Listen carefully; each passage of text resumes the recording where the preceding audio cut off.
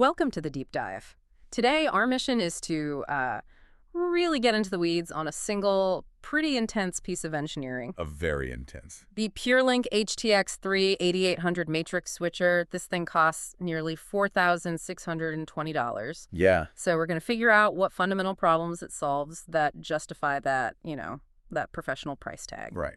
It's all about solving problems. The central question is, I think, how do you reliably move 18 gigabits per second of perfect video data across, say, 400 feet, and then control it all seamlessly? Well, this is the brain that does it. I mean, this is the brain of any serious AV distribution system. Okay, so let's start with the name. 8x8 matrix switcher. What does that actually mean? The name gives away its core function, really.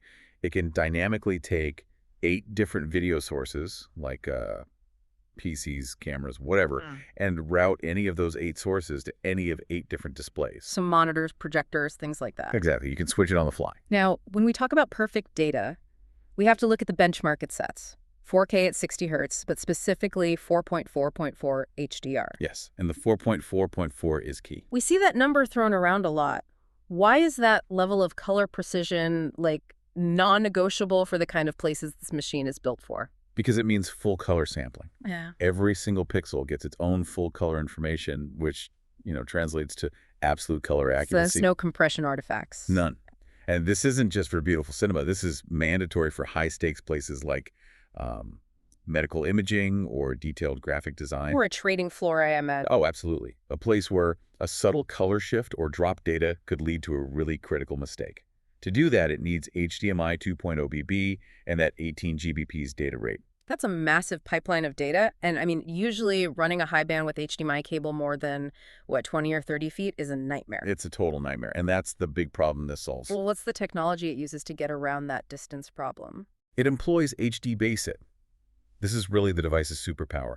It lets it extend those perfect 4K signals up to 492 feet. Wow, that's 150 meters. Yes, and it's using standard, affordable CATX cabling, the kind of cable you have in your walls already. So you're not running super expensive fiber. Exactly. This is the ideal solution for, say, a large conference center or an expansive convention hall where fiber would just be overkill.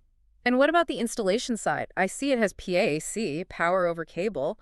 Why is that such a huge time and cost saver for an installer? Oh, PAC is pure efficiency. It means the HDBaseT receivers, the little boxes up by the projector or display, they don't need their own separate power outlets. You don't need an electrician to wire one up there. Right, which can be a huge bane. It simplifies the setup and maintenance dramatically.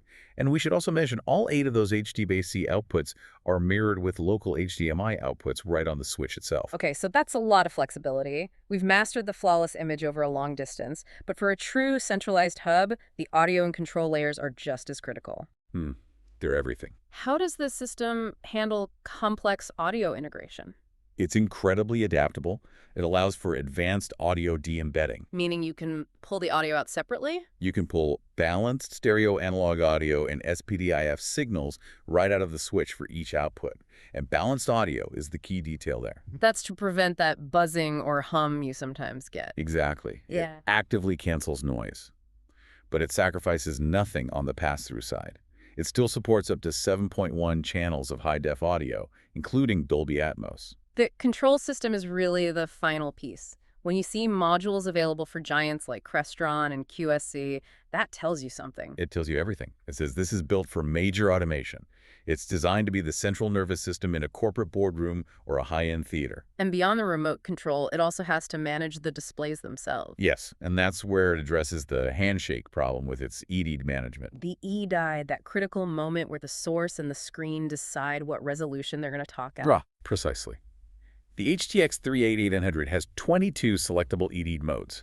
It's like a system peacekeeper. It makes sure your laptop and that huge projector don't have an argument. And you don't get the no signal screen in the middle of a huge presentation. That's the reliability you're paying for. That's why the investment is mandatory for high-end clients. So when you put it all together, what this all means is the PureLink HTX III 8800 is this robust, feature-rich hub built for guaranteed uptime in these complex, high-bandwidth environments. Right.